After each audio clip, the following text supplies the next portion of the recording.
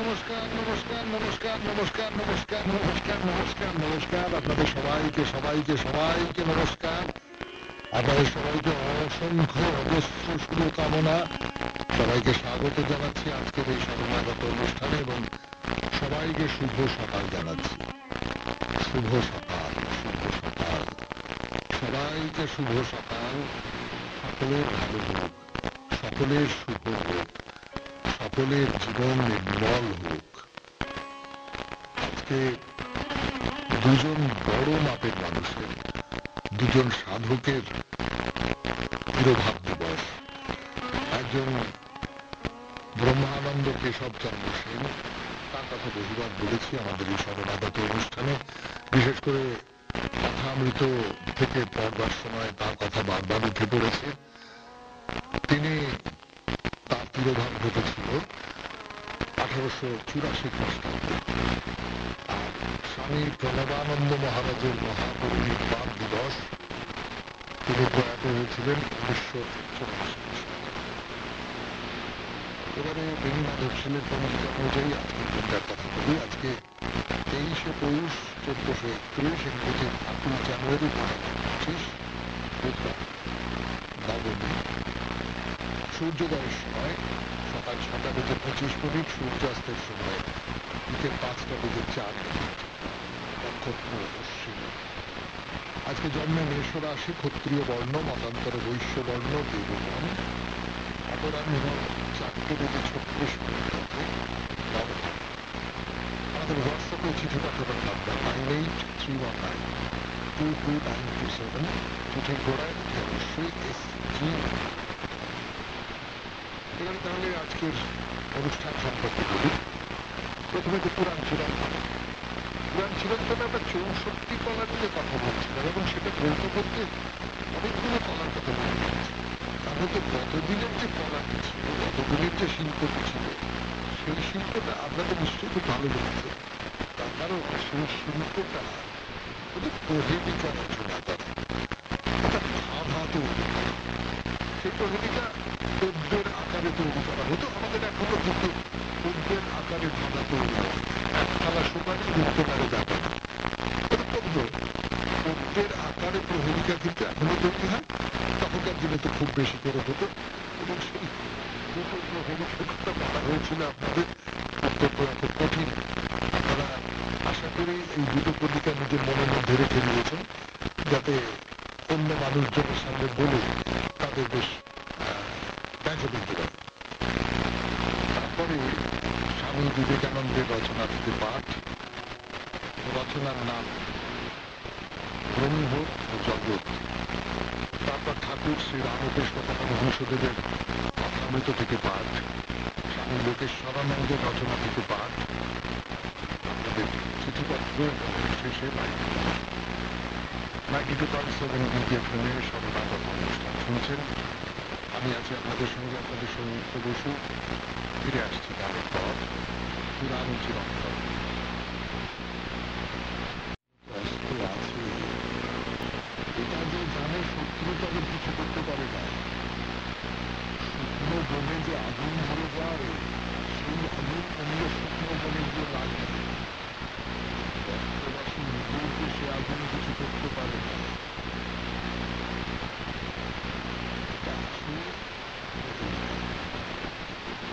যুধিষ্ঠির এই প্রহেলিকার অর্থ বুঝতে পেরেছিলেন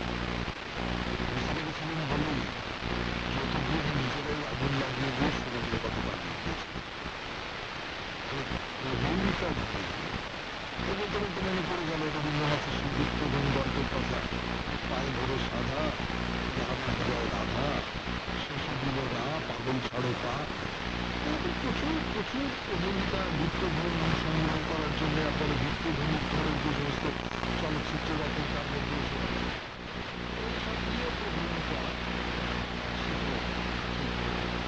আমাদের সেই প্রহেলিকা যে একটা শিল্প, সেইটাকে আমাদের প্রাচীন যুগের লোকেরা স্বীকার করে নিতেন।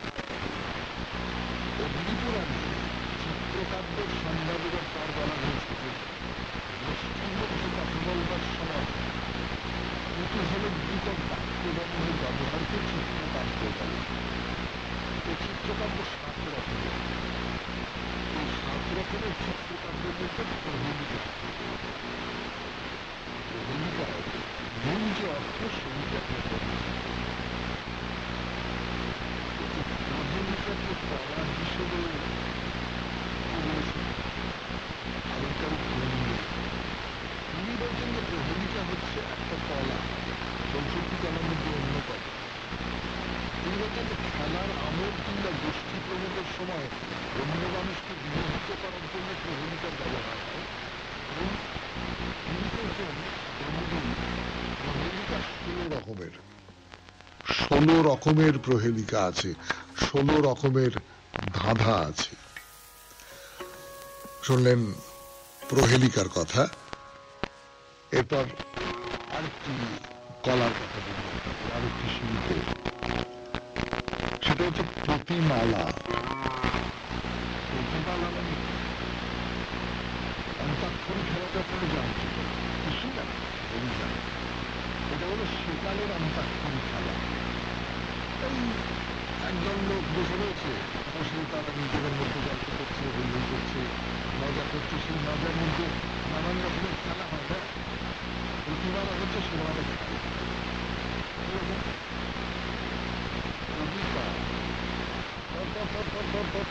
নানান মুখে নানান মতো গঠিত হতে থাকে, অথচ এর মধ্যে একটা প্রতিযোগিতা ভালো আছে। হয়তো সেই কারণেই এই কলার নাম হচ্ছে প্রতিমালা। প্রতিটা সংস্কৃত শ্লোক উচ্চারিত হওয়ার পর শেষে যে অন্তিম অক্ষরবর্ণটা হতো সেটা সূত্র ধরে অন্য একজন অন্য একটা সংস্কৃত শ্লোক হতো। এইভাবে একটা শ্লোকের সঙ্গে অন্য একটা শ্লোকের সন্ধির জায়গাটা হলো অন্তাক্ষর। এই অন্তাক্ষরিকা থেকেই শ্লোকমালার জন্ম, যার নাম প্রতিমালা। অন্তাক্ষর নাম নিয়ে একজনকে দাম না দিয়ে শেষ করে দেয়, না দিয়ে কর্মকাণ্ড শুরু করতে হবে, সে ছ দিয়ে শেষ করতে হবে, ছ দিয়ে তার উল্টোদিকের যারা তাদের গান শুরু করতে হবে।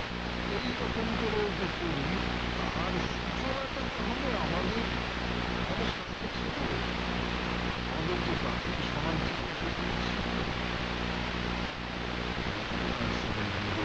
শরণাগত অনুষ্ঠানে শুনছেন পুরাণ চিরন্তন, 64 কলার কথা। আমি আপনাদের সৌমিত্র বসু ফিরে আসছি। এই কলাটার নাম হচ্ছে দুর্বাচক যোগ। মানে এটা শব্দ নিয়ে নানান রকমের কলা, 64 কলার মধ্যে বেশ কটি কলা শব্দ নিয়ে। কিরকম? কতগুলি শব্দই হোক অথবা শব্দের অর্থই হোক, শব্দগুলো যদি এমন করে শ্লোকের মধ্যে রাখা হয় যে সেই শব্দগুলো কিছুতেই ঠিক উচ্চারণ করা যায় না এবং উচ্চারিত হলেও সেগুলো বিরক্তিকর লাগে, সেটাকেই দুর্বাচক বলে। কিন্তু এইরকম এই যে দুর্বাচক শব্দ রাশি, যেটা অন্য লোক উচ্চারণই করতে পারবে না, সেই শব্দের উচ্চারণ অভ্যেস করে লোকের সামনে বলতে পারাটা অবশ্যই খুব একটা কৌশল হিসেবে ধরা যেতে পারে। এই যে দুর্বাচক মানে বাচনের পক্ষে দুর্বার, বাচনের পক্ষে খুব কঠিন এই যে শ্লোকগুলো, এটা বলতে গিয়ে কেউ আটকে যাচ্ছে, তার ফলে সকলে হেসে উঠছে, এসব একটা মজার ব্যাপার তৈরি হতে পারে। এইরকম নানান রকম দুর্বাচক শ্লোক আছে, আমাদের বাংলাতেও আছে। বাংলাতেও ধরে দেখুন, পাখি পাকা পেঁপে খায়, তারপরে ওই কি আছে, তেলে জল সাদা নুন, কি একটা আছে না, এরকম বেশ কিছু টাং টুইস্টার বলি আমরা, ইংরেজিতে টাং টুইস্টার বলি, অর্থাৎ জিভটাকে প্রচুর দৌড়দৌড়ি করতে হয় এই সমস্ত উচ্চারণ করতে গেলে। সেটাও কিন্তু আমাদের প্রাচীনকালে একটা কলার মতোই ছিল, তার নাম দুর্বাচক যোগ। শেষ হলো পুরাণ চিরন্তন 92.7 বিগ এফএম এর শরণাগত অনুষ্ঠানে। এবার স্বামী বিবেকানন্দের রচনা থেকে পাঠ। রচনার নাম ব্রহ্ম ও জগৎ। ফিরে আসছি, আমি আপনাদের সৌমিত্র বসু। জগৎ। আমি আপনাদের সৌমিত্র বসু পড়ে শোনাচ্ছি এই প্রবন্ধের যতটা পড়েছিলাম তার পরের অংশ। এইসব সূক্ষ্ম বিচার ছাড়িয়া দিয়া সহজভাবেও আমরা এ বিষয় বুঝাইতে পারি। মনে করো আমরা বুঝিলাম ব্রহ্ম কিরূপে জগৎ হইলেন, অনন্ত কিরূপে শান্ত হইলেন। তাহা হইলে ব্রহ্ম কি ব্রহ্মই থাকিবেন, অনন্ত কি অনন্তই থাকিবেন? না, তাহা হইলে অনন্ত ব্রহ্ম আপেক্ষিক হইয়া যাইবেন। মোটামুটি আমরা জ্ঞান বলিতে কি বুঝি? যে কোনো বিষয়ে আমাদের মনের বিষয়ীভূত হয়, অর্থাৎ মনের দ্বারা সীমাবদ্ধ হয়, তাহাই আমরা জানিতে পারি। আর যখন উহা আমাদের মনের বাহিরে থাকে, অর্থাৎ মনের বিষয়ীভূত না হয়, তখন আমরা উহা জানিতে পারি না। এখন স্পষ্ট দেখা যাইতেছে, যদি সেই অনন্ত ব্রহ্ম মনের দ্বারা সীমাবদ্ধ হন, তাহা হইলে তিনি আর অনন্ত রহিলেন না, তিনি সসীম হইয়া গেলেন। মনের দ্বারা যাহা কিছু সীমাবদ্ধ সে সবই সসীম। অতএব সেই ব্রহ্মকে জানা, এ কথা আবার স্ববিরোধী। এই জন্যই এ প্রশ্নের উত্তর এ পর্যন্ত প্রদত্ত হয় নাই। কারণ যদি ইহার উত্তর পাওয়া যায়, তাহা হইলে ব্রহ্ম অসীম রহিলেন না। ঈশ্বর জ্ঞাত হইলে তাহার আর ঈশ্বরত্ব থাকে না, তিনি আমাদেরই মতো একজন, এই চেয়ারখানার মতো একটা জিনিস হইয়া গেলেন। তাহাকে জানা যায় না, তিনি সর্বদাই অজ্ঞেয়। তবে অদ্বৈতবাদী বলেন তিনি শুধু জ্ঞেয় অপেক্ষা আরো বেশি। এ কথাটি আবার বুঝিতে হইবে। ঈশ্বর অজ্ঞেয় মনে করিয়া তোমরা যেন অজ্ঞেয়বাদীদের মতো বসিয়া থাকিও না। দৃষ্টান্ত স্বরূপ দেখো, সম্মুখে এই চেয়ারখানি রহিয়াছে, উহাতে আমি জানিতেছি উহা আমার জ্ঞাত পদার্থ। আবার আকাশের বহির্দেশে কি আছে, সেখানে কোনো লোকের বসতি আছে কিনা, এ বিষয়ে হয়তো একেবারে অজ্ঞেয়। কিন্তু ঈশ্বর উদ্বক্ত পদার্থগুলির ন্যায় জ্ঞাতও নন, অজ্ঞেয় নন।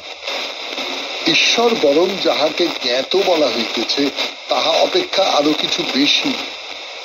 ঈশ্বর অজ্ঞাত ও অজ্ঞেয় বলিলে ইহাই বুঝায়, কিন্তু যে অর্থে কেহ কেহ কোনো কোনো প্রশ্নকে অজ্ঞাত বা অজ্ঞেয় বলেন, সে অর্থে নয়। ঈশ্বর জ্ঞাত অপেক্ষা আরো কিছু অধিক। এই চেয়ার আমাদের জ্ঞাত, কিন্তু ঈশ্বর তাহা অপেক্ষাও আমাদের অধিক জ্ঞাত। কারণ ঈশ্বরকে আগে জানিয়া তাহারই ভিতর দিয়ে আমাদিগকে চেয়ারের জ্ঞান লাভ করিতে হয়। তিনি সাক্ষী স্বরূপ, সকল জ্ঞানের তিনি অনন্ত সাক্ষী স্বরূপ। যাহা কিছু আমরা জানি সবই আগে তাহাকে জানিয়া তাহারই ভিতর দিয়া তবেই জানিতে হয়। তিনি আমাদের আত্মার সত্তার স্বরূপ, তিনি প্রকৃত আমি। সেই আমি আমাদের এই আমির স্বরূপ। আমরা সেই আমির ভিতর দিয়া ছাড়া কিছুই জানিতে পারি না। সুতরাং সবকিছুই আমাদিগকে ব্রহ্মের ভিতর দিয়া জানিতে হইবে। শুনলেন স্বামী বিবেকানন্দের রচনা থেকে পাঠ। 92.7 বিগ এফএম এ শরণাগত অনুষ্ঠানে এখন গানের পর ঠাকুর শ্রী রামকৃষ্ণ পরমহংসদেবের 92.7 বিগ এফএম এ শরণাগত অনুষ্ঠানে এখন ঠাকুর শ্রী রামকৃষ্ণ পরমহংসদেবের কথামৃত থেকে পড়ে শোনাচ্ছি। এবং সেই সঙ্গে সঙ্গে ঠাকুর যেহেতু খুব কথা বলার মতন করে বলেছেন এবং মাস্টারমশাই সেই রকম করেই লিখেছেন, তাই আমিও আমার দুটো চারটে কথা একটু এর মধ্যে জুড়ে দিতে চাইছি, মানে জুড়ে দিই, এবং আপনারা সেটাকে মেনে নিয়েছেন।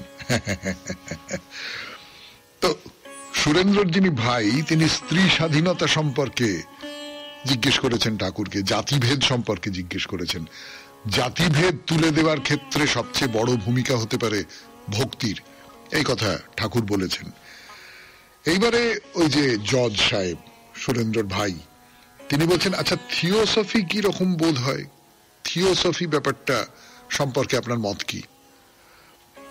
তো ঠাকুর বলছেন যে আমি শুনেছি নাকি ওতে অলৌকিক শক্তি হয়। তো একজনের বাড়িতে, দেবমোড়লের বাড়িতে দেখেছিলাম একজন পিশাচ সিদ্ধ। পিশাচ কত কি জিনিস এনে দিত।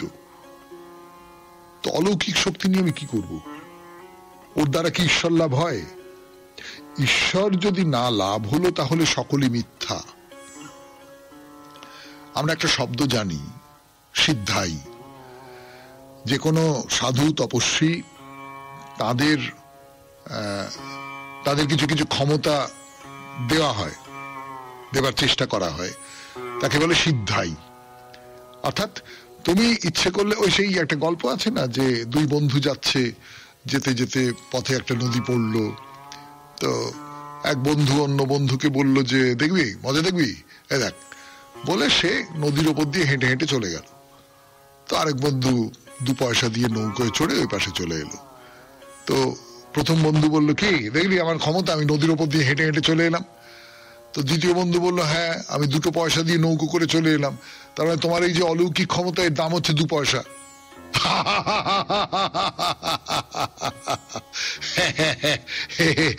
এইটা হচ্ছে সিদ্ধাই। মানে এই যে পিশাচের কথা বলছেন ঠাকুর, সেই পিশাচ ইচ্ছে করলে নানান রকম এটা ওটা জিনিসপত্র এনে দেয়। আমি বাজার থেকে, দোকান থেকে কিনে নিতে পারি, বিনা পয়সায় পাবো না, কিন্তু তাহলে ওই পিশাচের যে ক্ষমতা বা পিশাচ সিদ্ধ যিনি, তার যে ক্ষমতা, সেই ক্ষমতাটা হচ্ছে আমি বাজারে যে টাকাটা খরচা করতে পারি তার সমান দাম, তার চেয়ে বেশি তো কিছু নয়, তাই না?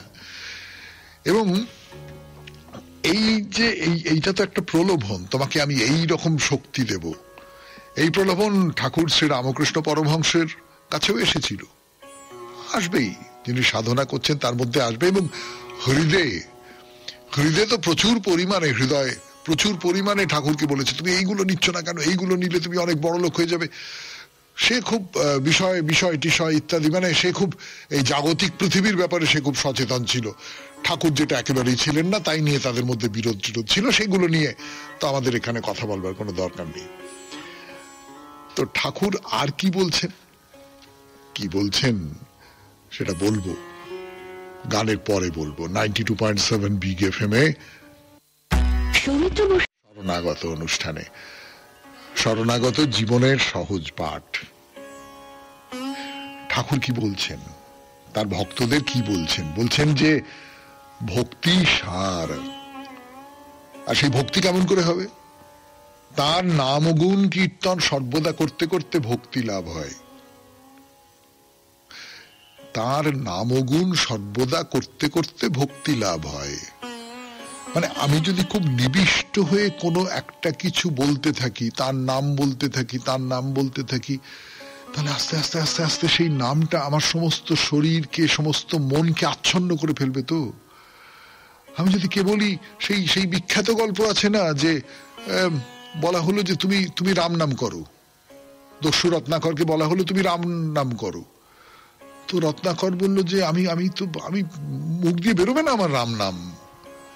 তখন বললো, আচ্ছা ঠিক আছে, তুমি তো সারা জীবন ধরে মানুষকে মেরেছো, তুমি মরা মরা মরা মরা বলো। তো মরাকে উল্টে দিলে রাম হয়তো মরাম রাম রাম রাম রাম রাম রাম রাম নাম। এই রাম রাম রাম রাম নাম করতে করতে সেটা রাম হতে পারে, কৃষ্ণ হতে পারে, কালী হতে পারে, যা কিছু হতে পারে। এই যত আমি নাম করছি তত সেই নামটা আমার ভেতরে ধ্বনিত হচ্ছে, এবং সেই ধ্বনিত হওয়ার সূত্র ধরে আমার যে অন্তরটা, আমার বুকের ভেতরটা, আমার মনটা, আমার চেতনাটা, এই সমস্ত কিছু সেই নাম ভরে দিচ্ছে। আর সেই নাম ভরে দিলে ওই বাদবাকি অন্য যা কিছু ছিল সেইগুলো দূরে চলে যাচ্ছে, সেইগুলো মন থেকে বাইরে বেরিয়ে যাচ্ছে, সেগুলো আর জায়গা পাচ্ছে না মনে থাকবার। বলে শিবনাথের কথা বলছেন শিবনাথের কি ভক্তি, যেন রসে ফেলা ছানা বড়া। এই উপমাটা বড় ভালো। কেন ভালো? আমার যেটা মনে হয়, আপনারাও হয়তো সেরকম করেই ভাববেন, যে ছানা বড়াটা আপনি রসে ফেললেন, এবারে তার ভেতরে রসটা ঢুকতে সময় নেয় না। এই শীতকালে বাড়িতে একটু ছানা বড়া টানা বড়া হচ্ছে কি, তো এই ভেতরে আস্তে আস্তে আস্তে আস্তে আস্তে আস্তে রসটা ঢুকছে, ঢুকে ওই ছানা বড়ার ভেতরে রসটা ঢুকে গেল। তখন আপনি যখন ছানা বড়াটা খাচ্ছেন, তখন আপনার মুখ রসে ভরে যাচ্ছে। এই নাম নাম কীর্তন সেই রকম আপনার ভেতরে আস্তে আস্তে আস্তে আস্তে আস্তে আস্তে ঢুকে যাচ্ছে, ঢুকে গিয়ে আপনার ভেতরটাকে ওই নামে পরিপূর্ণ, নামে টইটুম্বুর করে দিচ্ছে। ঠাকুর আর কি বলছেন? বলছেন এরকম মনে করা ভালো নয় যে আমার ধর্মই ঠিক আর অন্য সকলের ধর্ম ভুল। সব পথ দিয়ে তাকে পাওয়া যায়।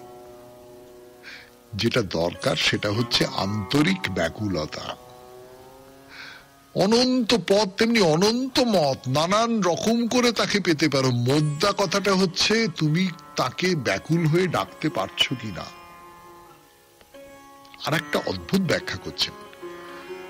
সেই ব্যাখ্যাটা দেখো, ঈশ্বরকে দেখা যায়। অবাং মানস গোচর বেদে বলেছে যে ঈশ্বর মানসের এবং বাকের গোচর নন, কিন্তু এর মানে বিষয়াসক্ত মনের অগোচর। যিনি বিষয়াসক্ত নন তিনি তাকে দেখতে পান, তিনি তাকে ছুঁতে পান, তিনি তাকে শুনতে পান। শুনলেন কথামৃত থেকে পাঠ 92.7 বিগ এফএম এ শরণাগত অনুষ্ঠানে। এখন গান, গানের পর স্বামী লোকেশ্বরানন্দের রচনা থেকে পাঠ। রামকৃষ্ণ সংঘের প্রথম মহাসম্মেলন। আমি আছি আপনাদের সঙ্গে, আপনাদের সৌমিত্র বসু। গান শেষ করে ফিরে এলাম আমি আপনাদের সৌমিত্র বসু। 92.7 বিগ এফএম এ শরণাগত অনুষ্ঠান শুনছেন আপনারা। স্বামী লোকেশ্বরানন্দের রচনা থেকে পাঠ। রামকৃষ্ণ সংঘের প্রথম মহাসম্মেলন। রামকৃষ্ণ মঠ এবং মিশনের প্রথম মহাসম্মেলন শুরু হয় 1926 খ্রিস্টাব্দের 1 এপ্রিল বেলুড় মঠে। চলেছিল 8 এপ্রিল পর্যন্ত। এই মহাসম্মেলনে কেবল মঠ ও মিশন কেন্দ্রের প্রতিনিধিদের এবং ভক্তদের দ্বারা পরিচালিত সংস্থাগুলির প্রতিনিধিদের প্রবেশাধিকার ছিল। এরকম 400 প্রতিনিধি সম্মেলনে অংশগ্রহণ করেন। সম্মেলনের অন্তর্ভুক্ত কয়েকটি প্রকাশ্য অধিবেশনে 1000 অথবা তারও বেশি সন্ন্যাসী ও ভক্ত উপস্থিত ছিলেন। শ্রী রামকৃষ্ণের পার্শ্বদের কেউ কেউ উপস্থিত থাকায় এই মহাসম্মেলনের গুরুত্ব নিঃসন্দেহে বহুগুণ বেড়ে গিয়েছিল। সম্মেলনে বহু জ্ঞানীগুণী ও বিদগ্ধ পণ্ডিত এবং পাশ্চাত্যের বেশ কিছু প্রতিনিধি সমবেত হয়েছিলেন। মঠ ও মিশনের তৎকালীন প্রেসিডেন্ট স্বামী শিবানন্দজি মহারাজ শ্রী রামকৃষ্ণের সন্তান বলে সকলকে সম্বোধন করে সম্মেলনের উদ্বোধন করেন। তিনি তার ভাষণে বলেন, স্বামী বিবেকানন্দ যদি স্থূল শরীরে থাকতেন তো তিনি সকলকে দেখে কতই না খুশি হতেন। শ্রী রামকৃষ্ণের সন্তানদের কাছ থেকে জগৎ কি প্রত্যাশা করে তাও তিনি শ্রোতৃমণ্ডলীকে স্মরণ করিয়ে দেন। তিনি বলেন তারা অবশ্যই সর্বোচ্চ আধ্যাত্মিক অনুভূতি লাভের চেষ্টা করবেন, কিন্তু সেই অনুভূতি যেন মানুষের দুঃখ কষ্টের প্রতি তাদের উদাসীন করে না তোলে। আধ্যাত্মিকতার অর্থ হৃদয়ের বিস্তার, সেই হৃদয়ে যেন সকলের ঠাঁই হয়। ধর্ম মানে পলায়নী মনোবৃত্তি নয়। জীবনের সব বোঝা মাথায় নিয়ে প্রত্যেক জীব এবং প্রত্যেক বস্তুর মধ্যে ঈশ্বরকে প্রত্যক্ষ করে তার সেবা করাই প্রকৃত ধর্ম। কর্মই সত্যিকারের পূজা। স্বামী শিবানন্দের এই মর্মস্পর্শী কথাগুলি শ্রোতৃমণ্ডলীর মনকে এমন এক উচ্চ ভূমিতে তুলে দিয়েছিল যে মনে হচ্ছিল তিনি যেন সকলের ভিতর তার অধ্যাত্ম শক্তি সঞ্চারিত করে দিয়েছেন। তার এই বাণীর প্রেরণা পরবর্তী অধিবেশনগুলিতেও সকলের মন প্রাণ আচ্ছন্ন করে রেখেছিল। স্বামী শিবানন্দ আরো বলেছিলেন যে শ্রীরামকৃষ্ণের ভাবাদর্শ যেন কোনো মতেই লঘু করে ফেলা না হয়, কারণ ওই আদর্শই রামকৃষ্ণ সংঘের শক্তি। স্বামী বিবেকানন্দের বাণী উদ্ধৃত করে তিনি বলেন, রামকৃষ্ণ সংঘই শ্রীরামকৃষ্ণের সূক্ষ্ম শরীর। সর্বতভাবে সেই শরীরের যত্ন ও রক্ষণাবেক্ষণ করতে হবে। শ্রীরামকৃষ্ণের আদর্শের শক্তি কতখানি তা মানুষকে কতটা উন্নত করতে পারে তা দেখানোর জন্যই এটি করা প্রয়োজন। তিনি বলেন, শ্রীরামকৃষ্ণের নামাঙ্কিত সংঘের প্রাণ হলো প্রেম, উদারতা এবং নিঃস্বার্থতা। এই নীতি থেকে সংঘ যেন কখনো সরে না আসে। ভাষণ শেষ করার আগে তিনি বলেন, আমি প্রার্থনা করছি আপনাদের পরিপূর্ণ শরণাগতি হোক। ধনুক থেকে নিক্ষিপ্ত তীরের মতো হয়ে উঠুন আপনারা। নেহাইয়ের ওপর হাতুড়ি যেমন সবেগে আছড়ে পড়ে, আপনারা লক্ষ্যবস্তুর উপর তেমনি আছড়ে পড়ুন। তলোয়ারের মতো তীক্ষ্ণ হয়ে উঠুন। লক্ষ্যভ্রষ্ট হলেও তীর কখনো আক্ষেপ করে না, হাতুড়ি যথাস্থানে না পড়লেও অসন্তোষ প্রকাশ করে না, যোদ্ধার হাতে তরবারি দ্বিখণ্ডিত হলেও সে অনুতাপ করে না। তৈরি হওয়াতে তার যেমন আনন্দ, তেমনি কাজে লেগেও আনন্দ, আবার ভেঙে গিয়েও আনন্দ। শেষে অব্যবহার্য হওয়ার পর যখন তাকে সরিয়ে রাখা হলো, তখনও তার সমান আনন্দ। মঠ ও মিশনের সেক্রেটারি স্বামী শারদানন্দ ছিলেন অভ্যর্থনা কমিটির চেয়ারম্যান। অতিথিদের স্বাগত জানিয়ে তিনি তার সুচিন্তিত ভাষণে বলেন, যে কোনো আন্দোলনের মতো রামকৃষ্ণ ভাবান্দোলনকেও প্রথম দিকে প্রবল বিরোধিতা সইতে হয়েছে। সে বাধাবিঘ্ন কাটিয়ে ওঠার পর দেখা গেল জনসাধারণ এই আন্দোলনের প্রতি উদাসীন। কিন্তু এখন আবার দেখা যাচ্ছে মানুষের বাঁধ ভাঙা আগ্রহ ও উৎসাহ এই আন্দোলনকে নিয়ে। এই কারণেই মঠ ও মিশনের প্রভাব বর্তমানে এত দ্রুত ছড়িয়ে পড়ছে। এটি এমন এক পর্যায়ে যখন আমাদের খুব সতর্ক হওয়া দরকার। বিস্তার অবশ্যই কাম্য, কিন্তু নীতি বিসর্জন দিয়ে নয়। মিশনের কাজকর্মে বরাবর দুটি বৈশিষ্ট্য লক্ষ্য করা গেছে, এক নিঃস্বার্থপরতা, দুই আন্তরিকতা। সাফল্যের উদ্দীপনায় মিশনের আদর্শগুলি আমরা যেন বিস্মৃত না হই। প্রথম মহাসম্মেলন রামকৃষ্ণ ভাবান্দোলনের ইতিহাসে এক অতি স্মরণীয় ঘটনা। শুনলেন স্বামী লোকেশ্বরানন্দের রচনা থেকে পাঠ, রামকৃষ্ণ সংঘের প্রথম মহাসম্মেলন। এবারে গান, গানের পর আপনাদের চিঠিপত্র। আমি আছি আপনাদের সঙ্গে, আপনাদের সৌমিত্র বসু। এবারে চিঠিপত্র 92.7 বিগ এফএম এ শরণাগত অনুষ্ঠানে। আজকের চিঠিটি লিখেছেন অমিতাভ ভট্টাচার্য, ভাটপাড়া থেকে। পড়ছি সেই চিঠি। মাননীয় সৌমিত্রবাবু, প্রথমেই আপনিও বিগ এফএম এর সকল কলাকুশলীরা আমার প্রীতি ও শুভেচ্ছা ও নমস্কার নেবেন। কলকাতার অফিসের যাতায়াতের পথে প্রায়ই দেখি বৃদ্ধ ও বৃদ্ধা পুরুষ ও মহিলারা ভিক্ষা চাইছেন, টাকা পয়সা চাইছেন খাবার ও ওষুধ কেনার জন্য ট্রেনের মধ্যে। কখনো দেখি ছোট ছেলে মেয়েরা ভিক্ষা চাইছে। এখন ভাবি, স্বাধীনতার এত বছর পরেও আমরা অর্থনৈতিক পরাধীনতার মধ্যে আছি। বহু মানুষ আছেন টাকার অভাবে চিকিৎসা করাতে পারছেন না, ছোট ছোট ছেলে মেয়েরা পড়াশোনা করতে পারছে না। এইসব দেখেই আমি বর্তমান ভারতবর্ষের প্রকৃত স্বরূপ অনুভব করতে পারছি। আমার মনে হয় মহাপুরুষদের বাণী পড়ে কি হবে যখন দেশের অধিকাংশ জনসাধারণ চরম কষ্ট ও অভাবের মধ্যে আছে। বিনীত, অমিতাভ ভট্টাচার্য, ভাটপাড়া। আপনার চিঠিটা একটু মন খারাপ করে দিল। মন খারাপ করে দিল এই জন্য নয় যে এই যে রাস্তায় ভিক্ষা করে যারা, ট্রেনে ভিক্ষে করে যারা, তাদের আমরা দেখিনি। আমরা দেখি এবং ভুলে যাই। আপনি মনে রেখেছেন, আমরা মনে রাখি না। তাতে করে কোথাও একটা বুকের মধ্যে একটা দংশন অনুভব করলাম যে সত্যি সত্যি এরা, আমরা দেখি ওপর ওপর ওপর ওপর যেন চোখের সামনে থেকে ছবি সরে গেল এইরকম করে দেখি, কিন্তু খুব ভেতর থেকে এদের কথা মনের মধ্যে থেকে যায় না। অথচ আপনি যে কথাটা বলেছেন যে কত মানুষের কত কত নিষ্ঠা, কত ত্যাগ, এই সমস্ত কিছুর মধ্যে দিয়ে আমাদের স্বাধীনতা এসেছে, কিন্তু সেই স্বাধীনতা কোথাও এই এই এই যে অভাব, এই যে দারিদ্র, এই যে মানুষের অপমান, তাকে দূর করতে পারেনি। দেখুন, মহাপুরুষেরা কথা বলতে পারেন, সেই কথাকে শেষ পর্যন্ত কাজে পরিণত করবার দায়িত্ব তো আমার, আপনার, আমাদের সকলের। সেই কাজটা ঠিক মতো করে ওঠা হয়নি, এই আর কি। আপনাকে অনেক ধন্যবাদ এরকম একটা চিঠি দেওয়ার জন্যে। এবার তাহলে একটু গান শুনি, গানের পর 92.7 বিগ এফএম এ শরণাগত অনুষ্ঠানে বাইরে দূরে। আমি আছি আপনাদের সঙ্গে, আপনাদের সৌমিত্র বসু। আমরা এখন মুন্ডেশ্বরী মন্দিরের সামনে এসে দাঁড়িয়েছি। মন্দির সম্পর্কে একটা দুটো কথা বলি আপনাদের। আগেই বলেছি মন্দিরটা পাথরের তৈরি এবং সিমেন্ট বালির কোনো ব্যাপার নেই। তখন তো পাথরেরই মন্দির তৈরি হতো। এখন পাথরের মন্দিরের মধ্যে একটা অন্য রকমের সৌন্দর্য দেখতে পাওয়া যায়।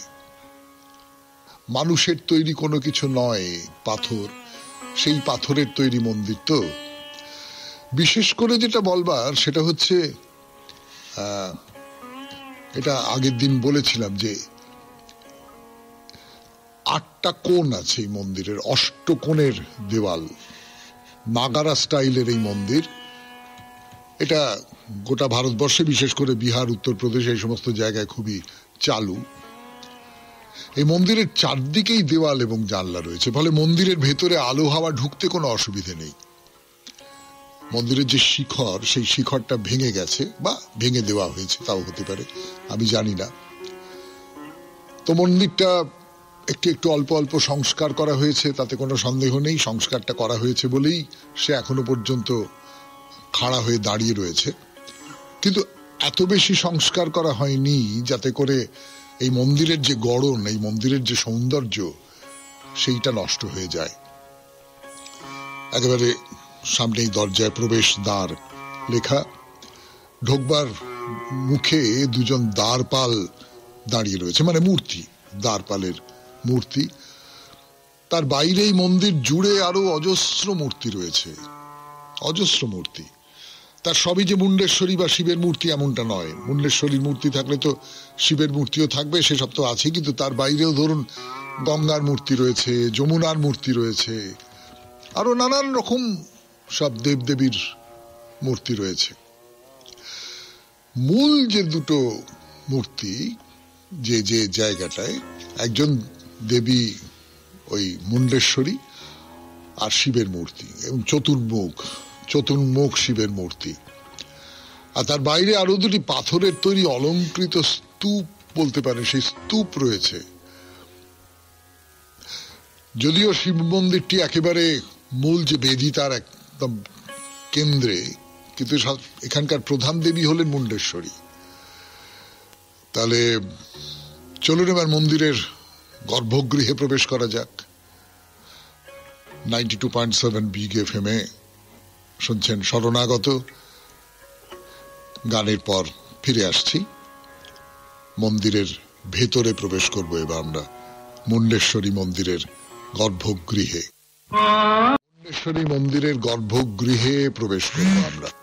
ভেতরে ঢুকলাম, এই আপনার সামনে দাঁড়িয়ে রয়েছেন দেবীর মূর্তি। না, খুব উঁচুতা নয়, মানে মানুষের যে উচ্চতা তার তুলনায় দেবীর মূর্তি খানিকটা খাটো, ছোট। কিন্তু একটা সমস্যার কথা বলি আপনাদের, মানে আমি এই শরণাগত করতে গিয়ে যে সমস্যার মুখোমুখি পড়ি এবং যে সমস্যাটা কিছুতেই এড়াতে পারছি না, সেটা হচ্ছে যে এই যে দেবদেবী, বিশেষ করে দেবীর মূর্তি মন্দিরের ভেতরে যে থাকে, সেখানে এত বেশি ফুলের মালা চাপানো হয়, এত বেশি ফুলের মালা চাপানো হয়, যার ভেতর দিয়ে তাদের গোটা অবয়বটা কিরকম সেটা ধারণা করা অসম্ভব হয়ে পড়ে। এই মুন্ডেশ্বরী মন্দিরের ক্ষেত্রেও, মানে মুন্ডেশ্বরী মূর্তির সামনে দাঁড়িয়েও তাই মনে হচ্ছে। মুখটুকু জেগে আছে, মুখটুকু পরিষ্কার নিশ্চয়ই, তার বাইরে সমস্তটা ফুল দিয়ে ঢাকা। পেছনে সুন্দর কাপড় রয়েছে, কিন্তু সেই কাপড় টাপড় দেবীর পরনে কি বসন রয়েছে বোঝবার উপায় নেই, দেবীর অঙ্গ কি রকম তা বোঝবার উপায় নেই। এই সমস্তটা শুধু ফুল ফুল ফুল ফুল ফুল এই দিয়ে ঢাকা। তো আর একটা কথা আপনাদের বলবো, সেটা হচ্ছে দেবীর মূর্তির যখন আমরা কল্পনা করি, যে কোনো দেবী, দুর্গা হতে পারেন, মা কালী হতে পারেন, বা লক্ষ্মী, সরস্বতী ইত্যাদি ইত্যাদি যা কিছু হতে পারেন, তারা আমাদের কাছে তো মায়ের মতো। মানে আমরা বলি তো মা দুর্গা, মা কালী, মা সরস্বতী, মা লক্ষ্মী, এরকম তো বলি। মা বললে চোখের সামনে বা মনের মধ্যে কি ভেসে ওঠে? একটা স্নিগ্ধ রূপ ভেসে ওঠে, তো একটা স্নেহময় মূর্তি ভেসে ওঠে। তো এবং সেইটা কিরকম আপনারা ভেবে দেখুন, কখনো কিন্তু আশ্চর্য মনে হয় না, অদ্ভুত মনে হয় না। সেটা হচ্ছে যে আমাদের মা দুর্গার যে মূর্তি, মহিষাসুর মর্দিনী, মহিষাসুরকে বধ করছেন, হাতে বর্ষা, মহিষাসুরের বুক সেই বর্ষা ফেড়ে দিয়েছে, রক্ত পড়ছে, পায়ের তলায় সিংহ রয়েছে, প্রচলিত যে মূর্তিটা আছে সেই মূর্তির কথা বলছি আপনাদের। কিন্তু দেবীর মুখের দিকে তাকিয়ে দেখুন, চোখের দিকে তাকিয়ে দেখুন, সেই চোখ নিয়ে তিনি কিন্তু আপনার দিকে তাকিয়ে রয়েছেন, এবং সেই তাকিয়ে থাকার মধ্যে অপরিসীম স্নেহ, অপরিসীম করুণা, অপরিসীম ভালোবাসা, অপরিসীম প্রশ্রয়। এই কালী মূর্তির ক্ষেত্রে তাই। মহাকালী উলঙ্গিনী নাচে রণরঙ্গে, তো রবীন্দ্রনাথের গান আছে, সেই উলঙ্গিনী রণরঙ্গে নাচছেন, কিন্তু সেই দেবীর মুখের দিকে যদি শুধু তাকানো যায় তাহলে সেখানে অপরিসীম স্নেহ, ভালোবাসা সব ঝরে পড়ছে। কিন্তু এই যে মুন্ডেশ্বরীর মূর্তি, সেই মূর্তির মধ্যে আমরা, আপনি দেখতে পাবেন যে ওই ওই ওই যে স্নেহের ভাবটা, সেই ভাবটা এই মুন্ডেশ্বরী মন্দিরের যে মূর্তি, সেই মূর্তির মধ্যে নেই। মুখের মধ্যে একটা তীব্র ক্রোধ আছে, একটা তীব্র, আমার এই শব্দটা বলতে একেবারে ইচ্ছে করছে না, তা সত্ত্বেও বলছি যে এক ধরনের প্রবল হিংস্রতা আছে ওই মুখের মধ্যে। কিরকম সেই মুখ, কুচকুচে কালো সেই মুখ, আর তার ভেতর থেকে বিশাল দুটি চোখ। সেই চোখ দুটো মানে কি বলবো, বর্তুল দুটি চোখ, গোল চোখ। মানে চোখের বর্ণনায় আমরা যে পদ্মপলাশ লোচনের কথা বলি সেই রকমটা নয়। সেই দুটি চোখ সাদা, তার মধ্যে কালো মণি, কিন্তু অনেকখানি অংশ সাদা। একটা অদ্ভুত বৈপরীত্য তৈরি করেছে তার যে কালো মুখের সঙ্গে।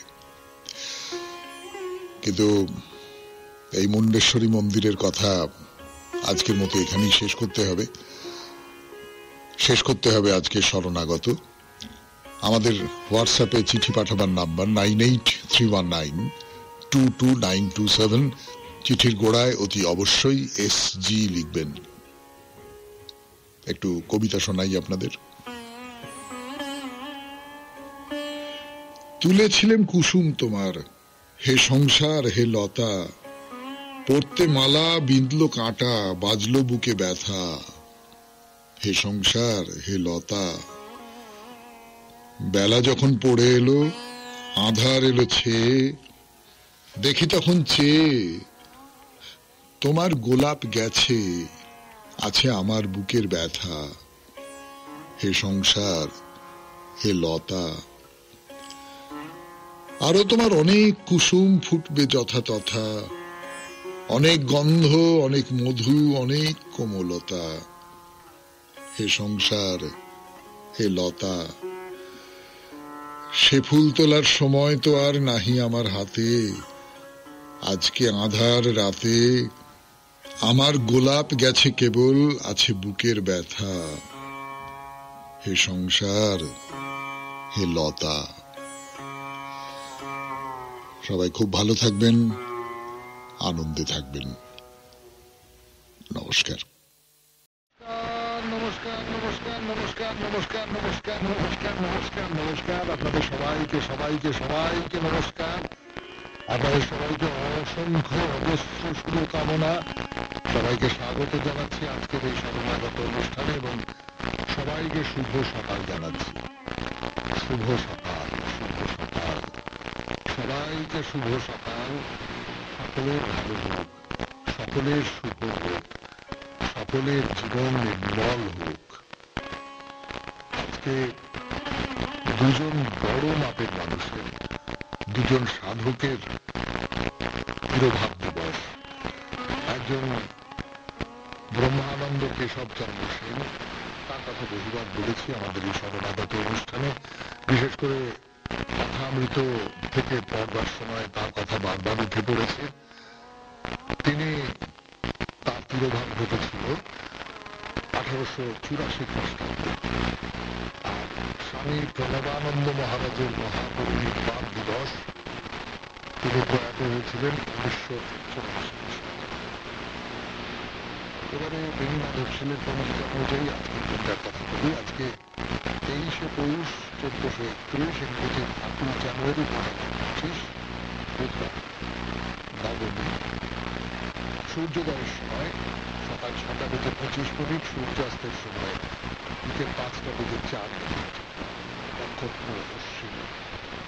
আজকে জন্ম মেষ রাশি, ক্ষত্রিয় বর্ণ, মতান্তরে বৈশ্য বর্ণ, দেবগণ।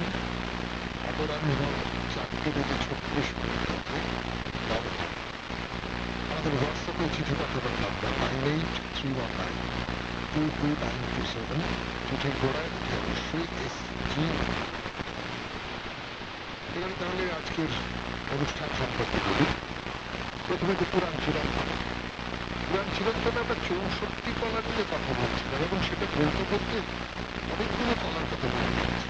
তাহলে তো গতদিনের যে কলাটি ছিল, গতদিনের যে শিল্পটি ছিল, সেই শিল্পটা আপনাদের নিশ্চয়ই খুব ভালো লেগেছে। তার কারণ সেই শিল্পটা শুধু প্রহেলিকা রচনা করা, এটা ভাভা তৈরি করা। সেই প্রহেলিকা পদ্মের আকারে তৈরি করা হতো। আমাদের এখনো কিন্তু পদ্মের আকারে ভাভা তৈরি হয়। একতলা সুপারি দুতলারে যাবে না, পদ্মের আকারে প্রহেলিকা কিন্তু এখনো তৈরি হয়। তখনকার দিনে তো খুব বেশি করে হতো, এবং সেই দুটো প্রহেলিকার কথা বলা হয়েছিল আপনাদের। উত্তর করা খুব কঠিন। আপনারা আশা করি এই দুটো কবিতা নিজের মনের মধ্যে রেখে দিয়েছেন, যাতে অন্য মানুষজনের সামনে বলে তাদের বেশ ব্যথা দিতে পারে।